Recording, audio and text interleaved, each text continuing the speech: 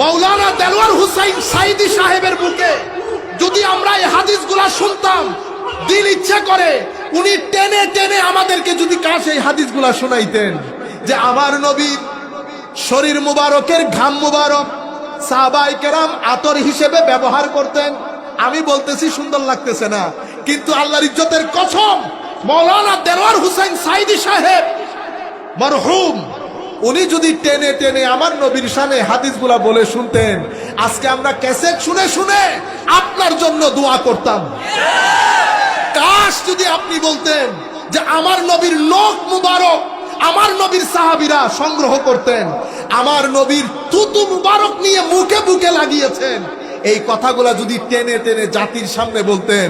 আফসোসের বিষয় হচ্ছে এগুলা বলি নাই, জাতিকে শুনিয়েছি। কিয়ামতের ময়দানে আমার নবীও নাকি জানেন না আমার নবীর কি অবস্থা হবে।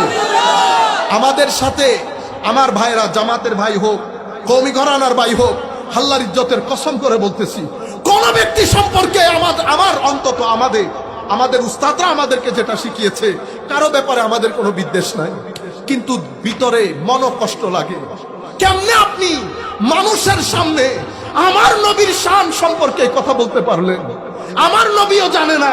যদি নবী না জানে তো আসা আইয়াব আসাকা রব্বুকা মাকামাম মাহমুদা, এই আয়াত আমার নবীর উপর নাজিল হয় নাই?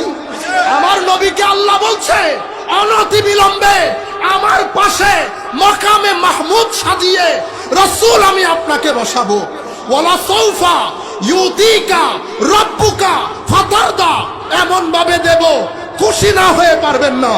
শেষ আমার আল্লাহ যখন কোরআন খতম করছে, শেষে বলছেন হাবিব ইন্না আতাইনা কাল কাউসার, যাকে আমার নবী আমার আল্লাহ সাহেবে কাউসার করেছেন, সেই রাসূলের শানে আপনি লাখ মানুষের মাজমার মধ্যে বলতেছেন আমার নবীও বলে জানেন না আমার নবীর কি হবে। ইন্না লিল্লাহি ওয়া ইন্না ইলাইহি রাজিউন। আপনারা বুঝতে পেরেছেন? কারো ভিতরে কারো ব্যাপারে আমাদের কোনো মনোবিদ্বেষ নাই। আল্লাহ উনাকে ক্ষমা করুক, কিন্তু আমরা বলছি কে কথা কেমনে বলতে পারলেন আপনি আমার নবীর শানে? আপনি আমার নবীর শানে কেমনে এই কথা বললেন? কার শানে বলতেছেন? ইমামুল মুরসালিনের শানে। যেই নবী বলতেছে আনা আকরামুল খালক, আনা হামিলুল লিওয়াইল হামদ, লিওয়াই হামদ আমার হাতে থাকবে, প্রশংসার পতাকা আমার হাতে থাকবে। আরে শুধু এটা না, লিওয়াই হামদ আমার হাতে, কুল কায়নাত চুপ, আমি সকলের পক্ষ থেকে আল্লাহর দরবারে বক্তব্য দেব। মানুষ যখন নিরাশ হয়ে যাবে আমি আশার বাণী শোনাবো। আমার উম্মতকে যেখানে যেখানে আটকানো হবে আমি তাদেরকে ছাড়িয়ে, আমি শাফাতের মাধ্যমে তাদেরকে ছাড়িয়ে নেব। আল্লাহর রহমতের সমুদ্রের মধ্যে আমি যখন সিজদায় পড়ে থাকব, আমার আল্লাহ বলবেন ইরফা রাসাক, হাবিব মাথা উঠান, যা চাইবেন আমি দান করব। যেই রসুল নিজের শানকে এভাবে তুলে ধরেন, যেই আল্লাহ নিজের রসুলের শানকে ইন্না আতাইনা কাল কাউসার বলে তুলে ধরেন, সেই রসুলের ব্যাপারে আপনি লাখ মাজমার মধ্যে বলতেছেন আমার নবীও বলে জানেন না আমার নবীর কি অবস্থা হবে।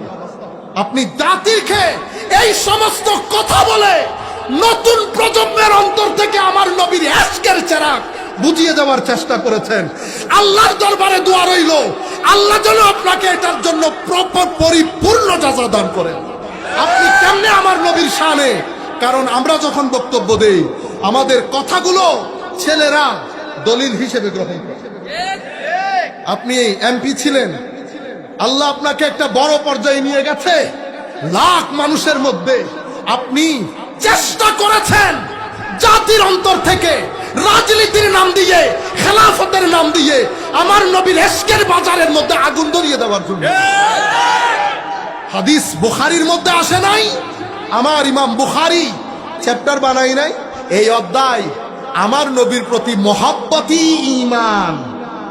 এই অধ্যায় আমার নবীর শরীর মুবারক থেকে বের হওয়া সুগন্ধির অধ্যায়। বুখারী হাদিস রওয়ায়াত করেছেন। আমার সাথে কি কারো মারামারি আছে?